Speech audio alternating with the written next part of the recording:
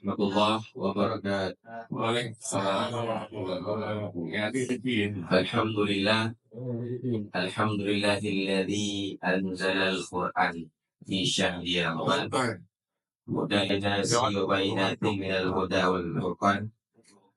Asyhadu an la ilaha illallah wahdahu la syarika lah. Wa asyhadu anna sayyidana wa nabiyyana Muhammadan abduhu wa rasuluh alladzi la nabiyya ba'dah. Wa'aduhu wa ibadallah. Aqullah wa qadfatihi wa la tamutunna illa wa antum muslimun. Allah subhanahu wa ta'ala fil Qur'an al-Karim. Bismillahirrahmanirrahim. Ya ayyuhalladzina amanu kutiba alaikumus syiyam kama kutiba alladhina min qablikum la'allakum tattaqun. Ayyaman ma'dudat. Sadaqallahu adzim. Yang kami muliakan Kepala Kantor Kementerian Agama Kota Sabang, yang kami muliakan seluruh saksi penyelenggara dan seluruh jamaah luhur yang dimuliakan oleh Allah Subhanahu wa Ta'ala. Alhamdulillah, syukur kepada Allah, hari ini kita masih diberikan kesehatan oleh Allah Subhanahu wa Ta'ala untuk dapat melaksanakan salat zuhur berjamaah. Dan juga hari ini kita sudah berpuasa 19 hari Ramadan versi Kementerian Agama, karena ada sebagian yang masih 18 hari. Maka mudah-mudahan jadikan ya Allah Subhanahu wa Ta'ala kita semua sampai Ramadan, selesai Ramadan, baik 29 hari maupun 30 hari insyaallah. Alhamdulillah, hari ini kami diberikan kesempatan untuk dapat berbicara sedikit untuk sosial, untuk bukan makna yang menggurui, hanya sama-sama kita mudah-mudahan mendapatkan manfaat kita semua. Ini ya Tuhan. Alhamdulillah, salah satu daripada fadilah Ramadan yaitu Allah Subhanahu wa Ta'ala membakar daripada dosa-dosa kita. Kata Nabi sallallahu alaihi wasallam, man qama ataupun man shama Ramadana imana wa ihtisaban ghufira lahu ma taqaddama min dhanbi. Puasa Ramadan itu menghapus dosa-dosa kita yang telah lalu, yang mana dosa-dosa kita itu banyak sudah mudah-mudahan dihapuskan oleh Allah Subhanahu wa Ta'ala. Dan Allah Subhanahu wa Ta'ala memberikan kepada kita ampunannya, maghfirah, dan pada akhirnya 10 terakhir dari Ramadan itu yaitu minanar, kebebasan daripada api neraka. Kaum muslimin sidang jamaah zuhur yang dimuliakan oleh Allah Subhanahu wa Ta'ala. Allah menjadikan manusia fi ahsani taqwim, Allah, yaitu sesempurna makhluk. Maka dalam hal ini kita diberikan akal oleh Allah Subhanahu wa Ta'ala, diberikan pikiran oleh Allah Subhanahu wa Ta'ala, dan ada permata yang diberikan oleh Allah. Dalam hal ini Rasulullah sallallahu alaihi wasallam bersabda, kata Nabi, jauhar fi jismi bani Adam yuziluha arba'atu asya. Kata Nabi, Allah Subhanahu wa Ta'ala memberikan kepada manusia, kepada bani Adam tersebut, yaitu 4 permata. Yang mana dengan 4 permata itu menjadi manusia itu elok dan bagus. Tetapi bila permata tersebut hilang dengan sebab-sebab yang lain, maka celakalah manusia itu. Maka kata Nabi sallallahu alaihi wasallam, kata beliau, 4 permata itu hilang ia dengan sebab 4 penyakit yang ada dalam diri kita. Yang pertama, kata Rasulullah sallallahu alaihi wasallam, fal ghadab yuzilul aqla. Sifat marah itu menghilangkan daripada akal kita. Dengan sebab marah, hilanglah akal, hilanglah daripada sesuatu kesempatan bagi kita. Maka dalam hal itu, kenapa salah satu angka perceraian itu dengan sebab terjadinya talak?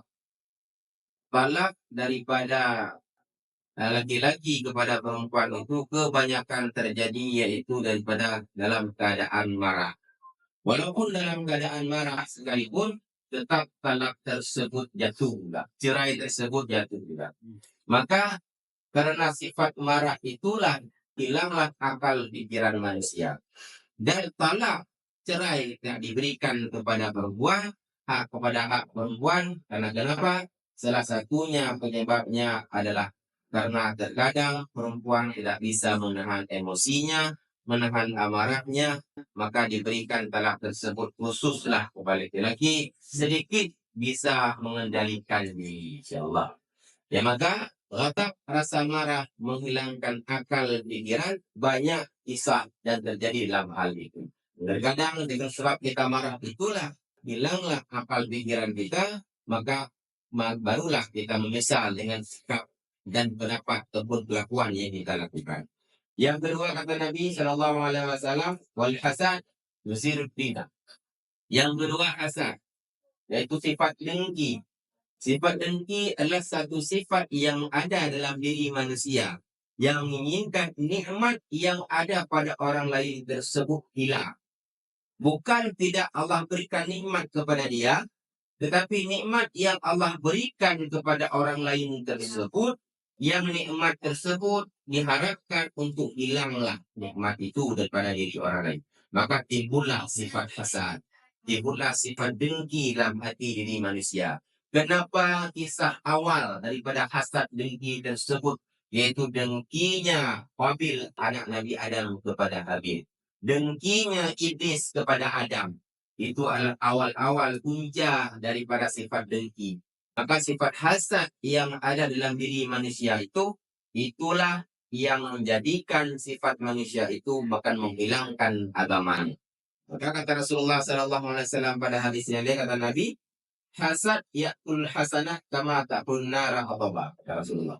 Hasad tersebut akan menghapus, akan memakan amal manusia seperti kayu bakar, seperti api memakan kayu bakar. Maka hasad sesuatu penyakit yang sangat berat, yang sangat besar, karena dari hasadlah akan timbul penyakit-penyakit yang lain. Dan hasad adalah salah satu sifat yang tidak meyakini ataupun tidak bisa mengakui yang bahwa qada dan qadar Allah itu ada. Maka hasad tidak meyakini yang bahwa ketentuan Allah, sesuatu yang telah Allah gariskan, itu semua adalah hak Allah Subhanahu wa taala. Hari ini diberi sehat oleh Allah, itu merupakan sebuah rahmat daripada Allah Subhanahu wa taala. Hari ini diberikan kesempatan puasa oleh Allah. Hari ini diberi kesempatan sembahyang berjamaah oleh Allah. Inilah salah satu nikmat yang luar biasa diberikan Allah Subhanahu wa taala kepada kita. Karena berapa banyak orang yang dalam keadaan berpuasa tetapi dia tidak sholat. Berapa banyak orang yang dalam keadaan berpuasa tapi tidak ada apa-apa yang dibawa pulangnya kecuali ju' wal atas saja, lapar dan dahaga saja. Maka mudah-mudahan dijauhkan oleh Allah Subhanahu wa taala kita semua daripada sifat hasad itu. Yang ketiga kata Rasulullah Shallallahu Alaihi Wasallam, wattaba'u yuzilul haya, tamak rakus menghilangkan sifat malu. Dari awal fajar yang diberikan, dari awal fajar dia sudah berpuasa sampai tenggelamnya matahari, kita menahan diri daripada hawa nafsu. Tetapi tamak rakus tersebut timbul pada saat akhir kita membuka puasa. Pada saat-saat akhir kita mencari takjil untuk berbuka. Pada saat akhir-akhir kita untuk berbuka. Pada saat itu keluarlah rasa tamak kita. Rasa rakus kita. Kita ingin memakan apapun yang tersedia di atas meja. Kita ingin membeli semua pun apa yang orang beli. Minjaluk kami. Jumpu yang lu kami orang. Maka kenapa sifat tamak yang ada dalam diri kita tersebut hilanglah rasa malu dalam diri kita. Karena kenapa? Rasa tamak, rakus itu menghilangkan rasa malu.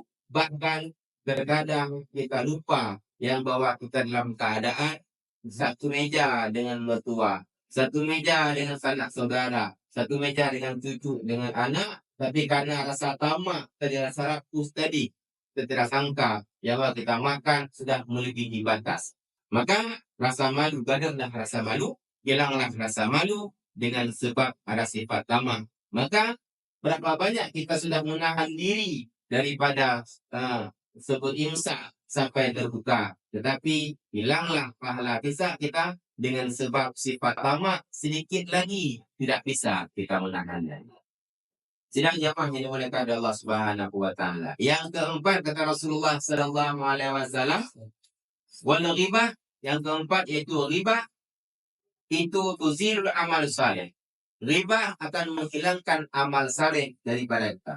Maka amal saleh yang kita kerjakan sehari-hari, amal pekerjaan yang kita kerjakan sehari-hari, kita ada sholat, kita ada puasa, kita ada mengeluarkan zakat, kita ada sedekah, kita ada mengerjakan amal-amal soleh yang lain. Tapi dengan sebab riba tadi, bergosip, menggunjing, yang tanpa kita sadari, terkadang riba tersebut sudah menjadi tren untuk kita. Sekarang terkadang memang riba lebih tertutup dalam grup WA, dalam grup WA.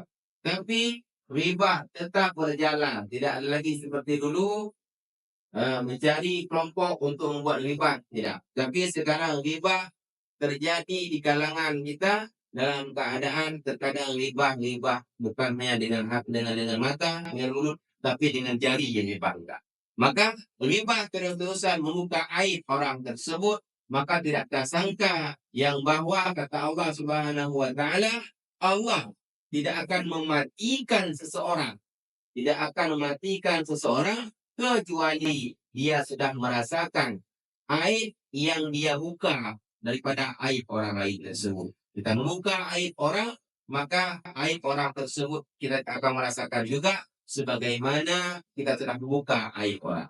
Kenapa? Hari ini semua kita punya aib, tapi Allah Subhanahu wa taala menutup aib kita. Maka jangan sampai aib tersebut kita buka aib orang lain, padahal aib tersebut sudah ditutup oleh Allah Subhanahu wa taala. Mudah-mudahan keempat pesan dari Rasulullah Sallallahu Alaihi Wasallam ini menjadi ilmu untuk saya sendiri dan bagi sidang jamaah gugur sekalian. Ialah lebih dan kurang. Allahumma muwaffiq ila aqwamit thariq. Assalamualaikum warahmatullahi wabarakatuh.